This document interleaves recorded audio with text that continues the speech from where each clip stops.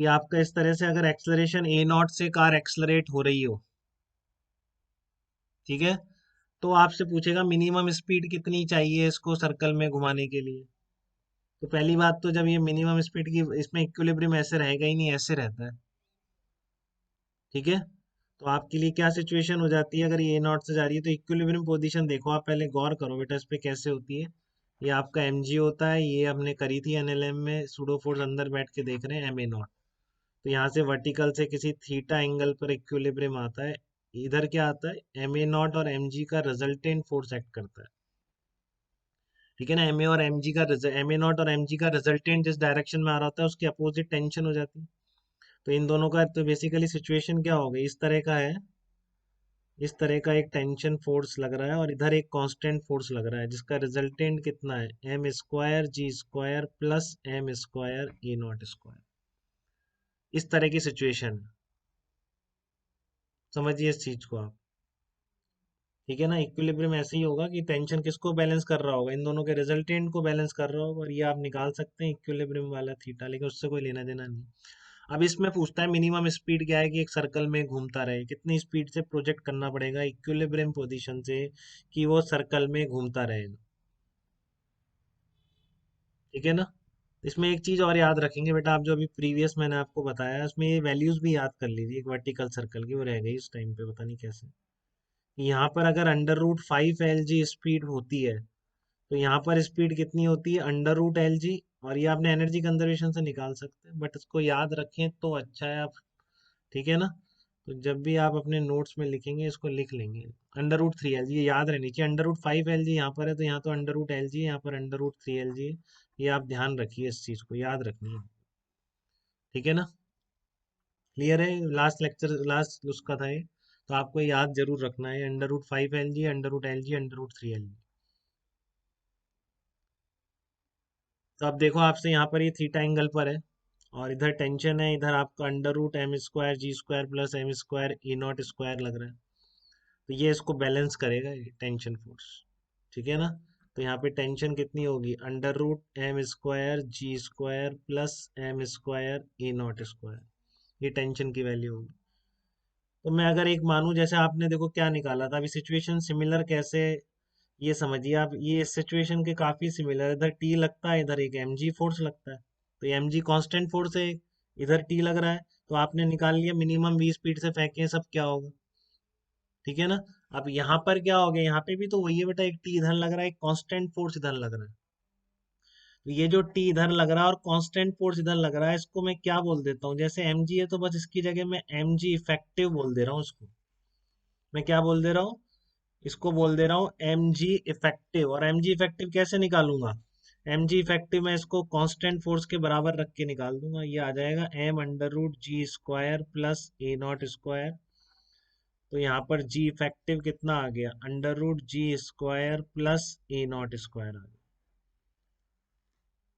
ठीक है ना। तो अब मैं यहाँ से एनालिसिस शुरू करूँ, जैसे यहाँ का किया है कि यहाँ पे कितनी स्पीड होगी, तो इसका जो सर्कल बनेगा वो ऐसे सर्कल बनेगा, सारा यूनिवर्स टिल्ट हो गया बेटा एक तरह से, बाकी चीज वही है, ठीक है ना। तो इसमें टी मैक्सिमम कहाँ पर होगी, यहाँ पर होगी। टी मिनिमम कहाँ पर होगी, यहाँ पर होगी। डिफरेंस थोड़ी नहीं, यहाँ पर क्या था, टी और एम जी एक दूसरे के अपोजिट थे, यहाँ पे टी और दिस एम जी इफेक्टिव एक दूसरे के अपोजिट है। मैं सारा एनालिसिस जैसा यहाँ पे किया ऐसे कि ऐसे यहाँ पे कर सकता हूँ।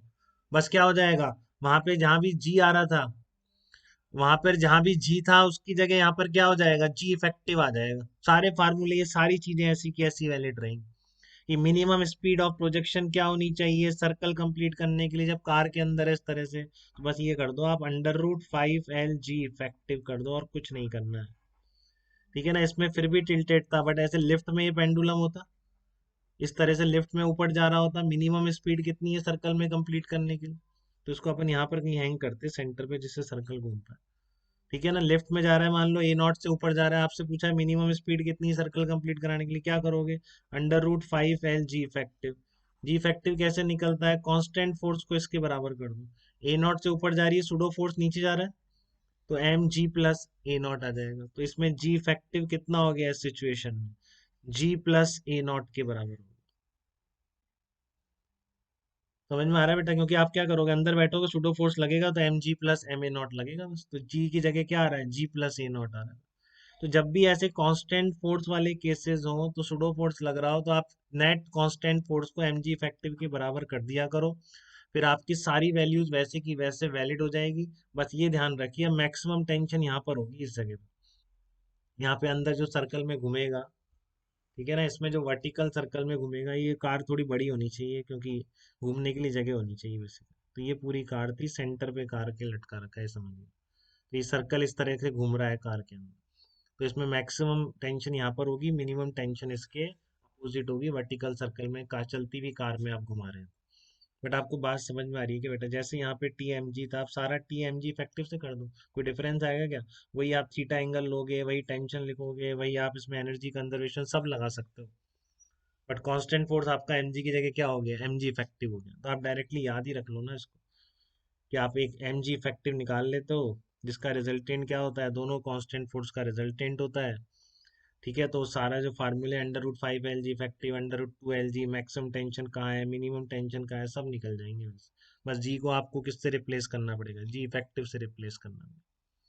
ठीक है ना? आपसे पूछे मैक्सिमम टेंशन कितनी है, आप तो ऐसे ही निकालो, इससे ही निकालो। बस जी की जगह क्या रख दो, जी इफेक्टिव रख दो। ठीक है ना? बट ध्यान रखो, ये वी वाली स्पीड कहाँ पे होनी चाहिए, यहाँ पर वी स्पीड होनी चाहिए। जो इक्विलिब्रियम पोजीशन आई है उसकी स्पीड होनी चाहिए। ठीक है ना? अब इस तरह का कार में जो घूम रहा है सर्कल में, ठीक है ना, इस तरह का मान लो कार में अगर घूम रहा है, तो मिनिमम टेंशन यहाँ पे नहीं होगी, मिनिमम टेंशन इस एंगल पर होगी जो इक्विलिब्रियम से है। फिर भी यही पूछ ले इस तरफ, बताओ मिनिमम टेंशन कहाँ पर होगी, कार के अंदर घुमा रहे हैं, एक्सलरेटेड कार के अंदर। तो आप यहाँ पर बता देना, थीटा निकाल ही सकते हो, tan theta E naught by G, इस पॉइंट पर।